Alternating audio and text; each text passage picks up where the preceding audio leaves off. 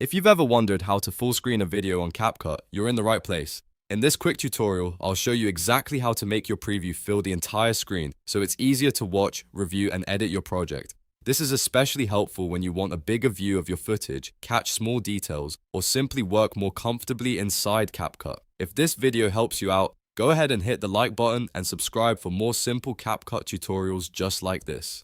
Alright, let's jump right in.